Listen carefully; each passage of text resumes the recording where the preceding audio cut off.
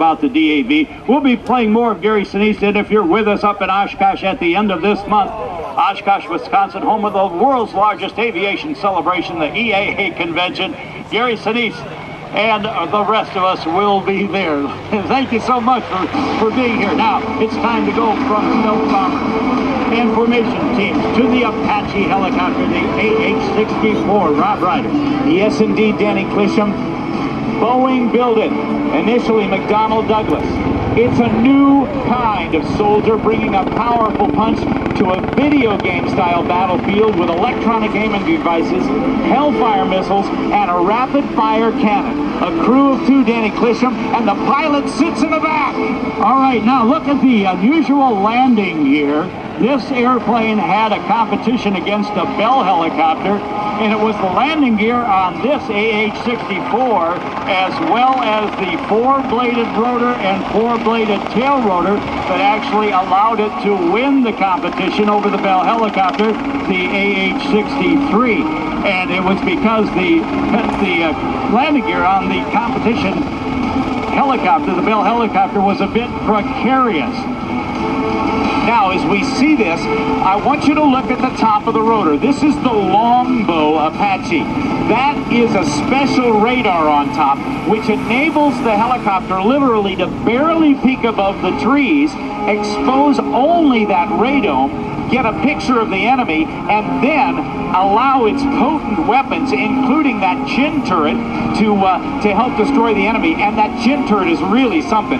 All right, we'll talk about that too. Now look at the armament on those pods, on those pylons to the left and right of the cockpit and below the engines. Also look at the gun just below where the pilot and the gunner sits. Now, as Rob Ryder told you, this is a helicopter that had a lot of names because it first started out being developed by the Suma Corporation. That's Howard Hughes Corporation, known as Chulco. That was one of its names. That was changed to Hughes Helicopter. It was built in Yuma, Arizona. And then Hughes sold to McDonnell Douglas, and then McDonnell Douglas sold to the Boeing company. So in this one we say, who's your daddy? It's got 4 hyphens in its heritage. This aircraft is from the 229th Aviation Regiment down at Fort Knox, Kentucky. Chief Warrant Officer 4 Gabe Hendrickson is the pilot. The co-pilot gunner sitting in the front seat is CW2 Tim Sherwin, and the crew chiefs not aboard the aircraft are Sergeant First Class Wayne Gann and First Sergeant Joe Loya. Now, Danny, people can see that cannon underneath.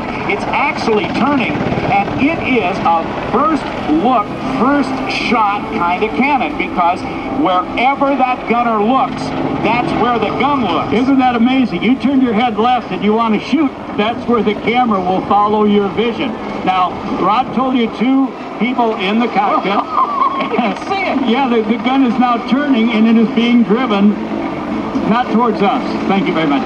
It is being driven by the rotation of the neck of the gunner, who in the 2-place configuration is in front and down below the pilot. The pilot sits in back and above. They and the fuel tanks are both encased in armor to prevent damage from ground fire. Now, the amazing thing about this airplane, this helicopter has been improved over the years from the original design. It had a little over 1,600 horsepower in its twin jet engines. It has been upgraded with 2 2,000 horsepower jet engines turning that rotor, and new composite blades in the rotor that allow for greater payload, lighter operating weight, and greater speed. So it has been enhanced over the years, used by quite a number of different nations. It has Hellfire missiles and cannon fire off to the left and off to the right. It has devastating firepower. First flight of this amazing machine that's been improved over the years and is now backing up was September of 1975. It was later, after its test program, that it was released to the military. You know, the pilot as he works, as he flies this aircraft, has both of his hands busy. There's a joystick, if you will, that comes up between his knees. That's called the cyclic. That allows the helicopter to bank or to go forward or backwards. But then he's got in his left hand what they call a collective to help him go up and down. But then at his feet, not rudder pedals, but anti-torque pedals that allows him to do that twisting dance as he tries to beat the air into submission. So turning left, turning right, backing up, flying sideways.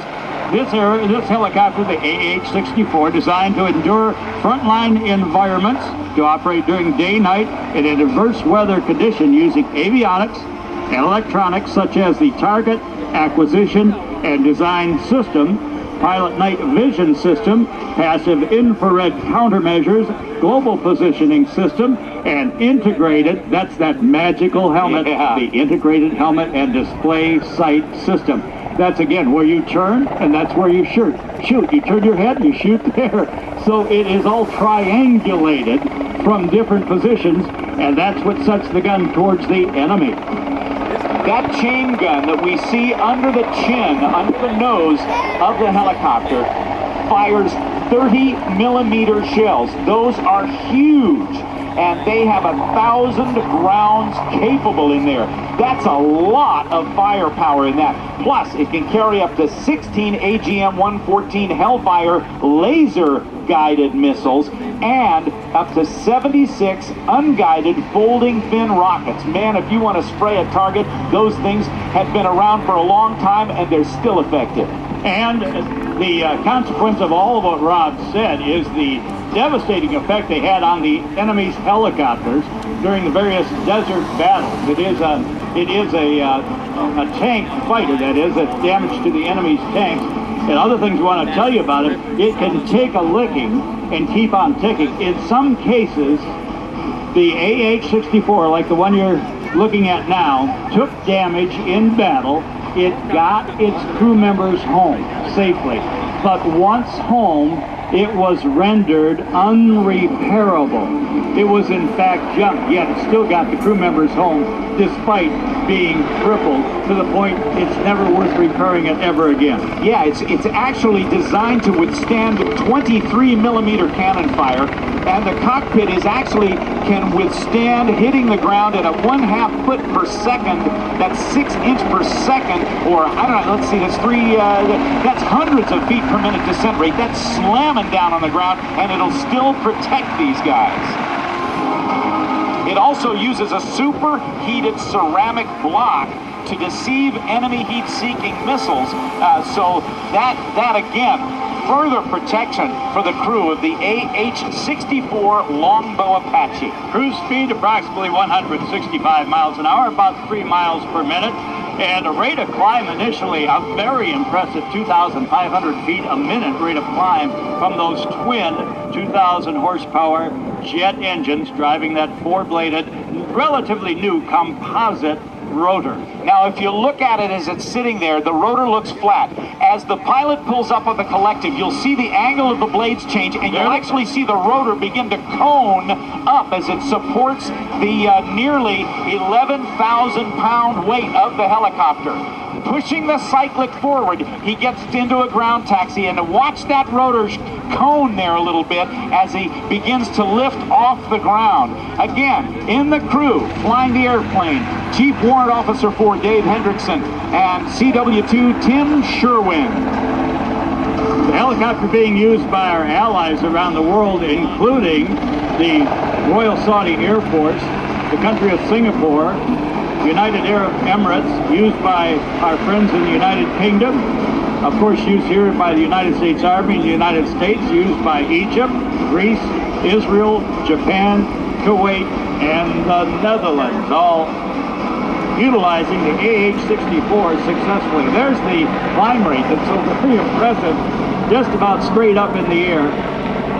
Combat range of about 250 miles on the machine, fully combat loaded. And I can tell you, looking at that head-on, that will get your attention with all that firepower, all the missiles on that machine gun underneath the belly portion, the speed capability.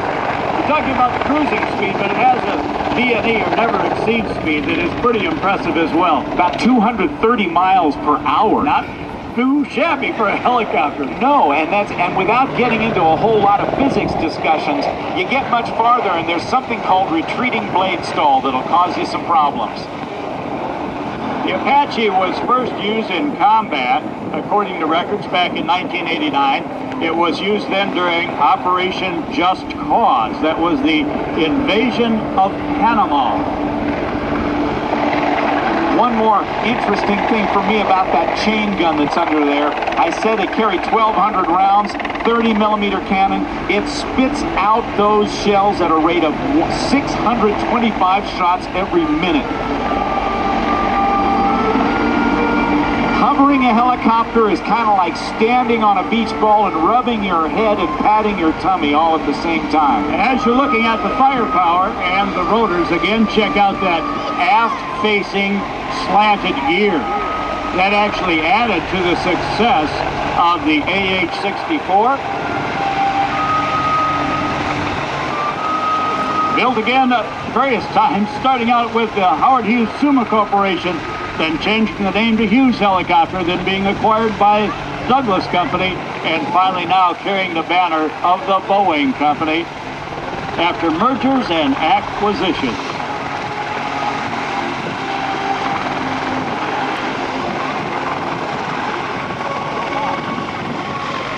The 30mm shells travel at 2,460 feet per second. That's almost a half a mile per second. The Hellfire missiles travel at 950 miles per hour. That's 1.4 times the speed of sound. Oh, gosh. You just don't have time to get out of the way of that, do you? No. During Operation Desert Storm, there were a total of 500 of the enemy tanks that were destroyed by a little over 200 of the AH-64s. In addition to destroying the enemy's tanks, numerous armored personnel carriers and many other vehicles were destroyed belonging to the enemy, of course, during Operation Desert Storm. So it is combat proven, and it is combat capable. It is an awesome machine, and it is being improved each and every month, each and every year. 2009 Vectren Dayton Airshow presented by Kroger. We have talked about fast, we have talked about powerful, we have talked about effective. You know that the ceiling, the max altitude on this machine is an awesome 21,000 feet. Now that's a tremendous amount of, look at that performance high into the right. That's a tremendous amount of altitude, okay, for a helicopter necessary. All right, it's going to come back in now. You know, every great performer, whether it's in hostile conditions or in display conditions like here in Dayton, they all get a chance to be able to be recognized. And that's going to happen right here and right now. Okay. Whether you like it or not. The AH-64 also features double and triple redundant aircraft systems to improve its survivability, both for the crew in combat as well as improved crash survivability for the pilots. You have to think about that too. In the event you go in, can we save our pilots? And that has been into the design of the AH-64.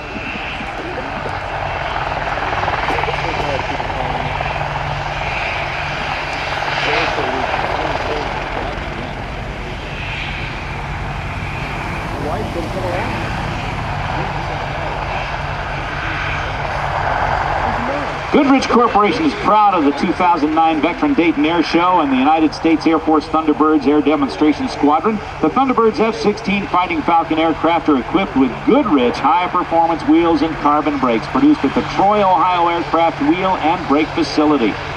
If you have a lost child or you have been separated or lost from an adult, please go to the Child Convenience Center. It's located by the Children's Medical Center. You'll spot the Child Convenience Center, folks, by looking for the only pink and white striped tent directly in front of the Veterans Kids Hangar.